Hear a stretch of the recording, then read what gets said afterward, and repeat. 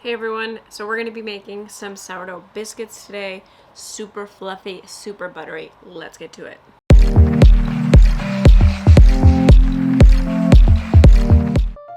To start this recipe, start by adding 50 to 80 grams of sourdough starter or sourdough discard to a bowl, in addition to 200 grams of soy milk and 1 tablespoon of apple cider vinegar.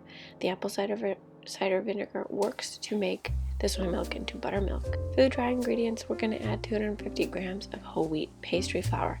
You can alternatively just use all-purpose flour, but this is a nice flour to add some flavor to the biscuits. Now add 500 grams of all-purpose flour, 1 tablespoon of baking powder, half a tablespoon of baking soda, and salt to taste. Yes, we're going to add 1 tablespoon of baking powder because that is how these biscuits will rise. Now, to this mixture, just your dry mixture, we're going to add 250 grams of cold vegan butter. I chose to use Country Crock vegan butter, but you can choose any vegan butter you can find at the store. Now, we're going to take our hands and making sure that they're relatively cold. You can also do this in a food processor to avoid some of the heat we give off. We're going to crumble the butter and the flour until it resembles wet sand. Add a fourth or 1/2 cup of nutritional yeast for a slightly cheesy biscuit. This is completely optional, but I chose to add it, so I included it. Give it a good whisk. And combine the wet and dry ingredients. So combine all of that soy milk, buttermilk mixture with the sourdough starter to your dry ingredients and begin to gently knead.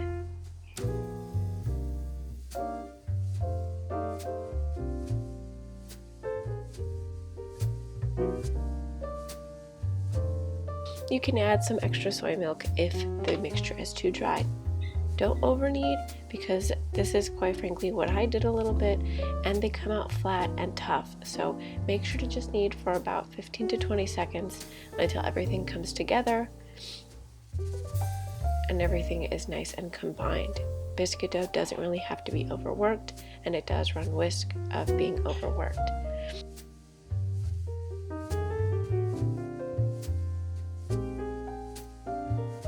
Now put the dough in the refrigerator to cool, because we want that butter to be nice and cold to help with the lift in the bake. And once that has chilled for about 15 to 30 minutes, we're going to take it out and apply 1 book turn by rolling out the dough and then taking the top half and the bottom half and then closing them together. We will add some nice layers to the biscuit. Let that chill once more, or if it's cold enough, you can continue to the following step. We're going to roll out half of the dough with the rolling pin again to about, so I overworked this. I rolled it out a little too thin to about 1/2 inch, so do as I say, not as I do, and then cut with a knife or a biscuit cutter just once, not applying the cut several times because then we ruin the structure of the biscuit. And I chose to cut it into squares, put it onto a baking tray with some parchment paper, and let cool in the refrigerator for about an hour.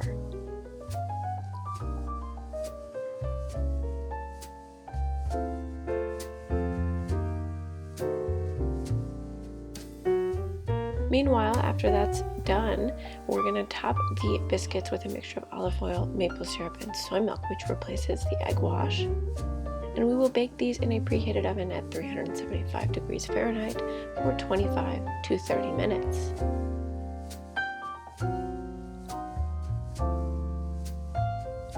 When these suckers are done, pull them out and enjoy their biscuity layers. Since I did make them a little bit thin, I enjoyed these with a bit of fruit, sweetened fruit for dessert. You can also make them thicker. I recommend doing so, and you can have a nice puffy biscuit. We all make mistakes, and that's okay, but it doesn't mean that the recipe is too bad.